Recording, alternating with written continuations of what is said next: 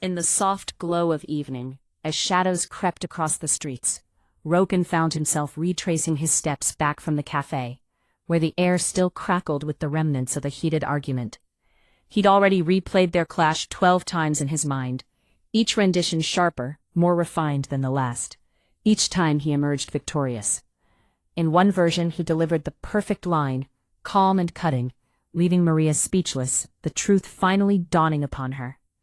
In another she stood humbled, acknowledging her faults. But the reality had been messy, tangled words flying like daggers, voices raised in a cacophony of unresolved tension. No clear winner, only a bitter taste of defeat. Dropping his keys onto the table with a frustrated clatter, Rogan began to pace the room, his thoughts a whirlwind of anger and confusion. "She doesn't listen," he muttered, his voice barely a whisper, thick with the weight of unspoken grievances. "She just twists everything around to suit her narrative." The urge to text her surged within him, but he hesitated.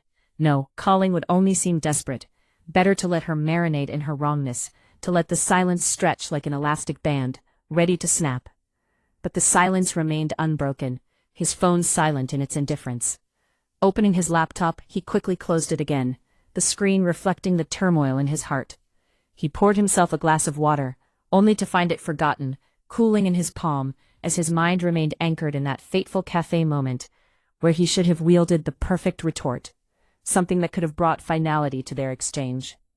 The following morning the argument still clung to him like a shadow, whispering its taunts as he navigated his commute.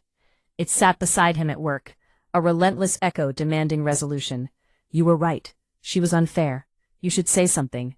The pressure mounted, a heavy weight pressing on his chest, restless and unyielding.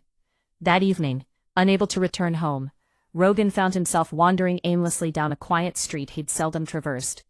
It led him to a small park, a hidden gem nestled between aging buildings, a sanctuary that seemed to breathe serenity. There, an old man sat on a weathered bench, tossing crumbs to a flock of pigeons with deliberate grace. His simple attire and unhurried movements belied a profound stillness that drew Rogan in. He settled on the opposite end of the bench, an unintentional companion to the quietude. Time stretched, neither spoke as the pigeons fluttered and pecked, the sky slowly dimming, wrapping them in twilight's embrace. Finally, the old man broke the silence, his voice gentle yet probing. "You look busy." Rogan let out a short laugh, all sharp edges softened. "I'm not doing anything." The man nodded knowingly. Yes, that kind of busy.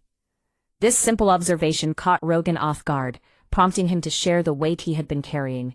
"I had an argument, and I can't stop thinking about it." The old man continued to feed the pigeons, his fingers deftly breaking the bread. "Are you trying to understand it?" Rogan felt a flicker of frustration. "No. I understand it. I was right." "Ah," the man replied, his tone as if unlocking a deeper truth. Rogan elaborated, his voice tinged with exasperation. "Maria just wouldn't listen. She kept interrupting, twisting my words. It's exhausting when someone refuses to see what's obvious." With a calm gaze, the old man turned to him. "And now?" Rogan felt the weight of those words. "Now what? Is she here?" Rogan blinked, caught off guard. "No." "Is she arguing with you now?" "No." "Then who are you arguing with?" The question hung in the air, laden with significance. He opened his mouth to respond, but no words came. The pigeons finished their feast, some lingering for scraps, others flitting away to chase the dusk. "I keep thinking about what I should have said," Rogan finally admitted, his voice barely above a whisper. "What I'll say next time." The old man smiled faintly. "And in all those thoughts, do you ever lose?" Rogan hesitated, grappling with the question. "No, of course not," the man said. "The mind is a very generous storyteller. It always gives us the role we prefer." Rogan looked down at his hands, feeling the weight of his own narrative. "Tell me," the old man continued, "in these arguments you replay, how do you feel when you win?" Rogan thought about it, the satisfaction mingled with emptiness. "Satisfied, I guess." "And after?" "Still thinking about it." The old man nodded wisely. "So even in victory, the argument continues." Rogan exhaled slowly, the air thick with unexpressed emotions. "I just don't like being misunderstood," he confessed, a hint of vulnerability cracking through his defenses. The man mused. "And do you think Maria enjoys it?" Rogan almost smiled. Probably not. The old man leaned back, his gaze wandering to the tree branches swaying gently above. When two people argue, it is rarely about truth. It is about position. Each holds tightly to their side, afraid that letting go means losing something. What do you lose? Rogan asked, intrigued. The man's eyes sparkled with wisdom. Peace. The word resonated deeply within Rogan, echoing in the chambers of his heart. Rogan shifted uncomfortably. So what, just let it go? Pretend it didn't happen? No, the man replied gently. Not pretend. Just stop carrying it. He pointed toward Rogan's chest. Right now, where is the argument? Rogan swallowed hard. Here. And where is she? Not here. The old man smiled, a knowing glimmer in his eyes. Then you are carrying both sides. Rogan exhaled a breath he hadn't realized he was holding, the weight lifting slightly. The park had grown quieter, the last of the pigeons vanishing into the dusk. For 2 days, the man continued, you have been fighting someone who is not present, to win an argument that no longer exists, and the cost is your own peace. Rogan stared ahead, the simplicity of those words striking him with clarity. It seemed almost obvious, and yet, so what should I do? He asked, seeking guidance. The old man stood slowly, brushing crumbs from his hands with deliberate care.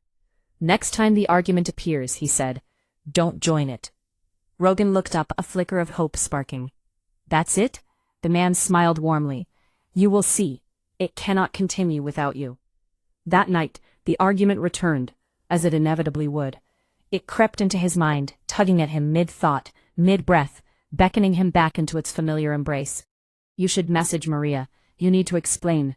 But this time Rogan paused, sensing the shift within himself. For the first time, he didn't dive into the fray. He didn't argue. He didn't defend. He merely watched, a silent observer of his own thoughts. The thoughts continued for a moment, like a train racing down tracks that had suddenly vanished, its momentum faltering. Slowly, they began to lose their energy, something within him loosening its grip. The silence that followed felt foreign, yet it was light, like the first breath of spring after a long winter. Not a victory, but not a defeat either. The next day Rogan encountered Maria again. The air between them crackled with the memory of their earlier conflict, an unspoken tension hovering like a cloud. He felt the old urge to dive back into the argument, to fix things, to prove himself right. But instead, he noticed the impulse, let it pass without giving it life. I think we both got a bit carried away yesterday, he said simply, a smile breaking through the tension. Maria blinked, surprise flickering across her features. Then she nodded slowly. Yeah, I think so too. No grand resolution, no sweeping declarations, but as they walked forward side by side, the argument did not follow, its grip finally broken. In that moment, for the first time in days, Rogan felt a profound sense of relief wash over him. Not the satisfaction of being right, but the quiet solace of no longer needing to be.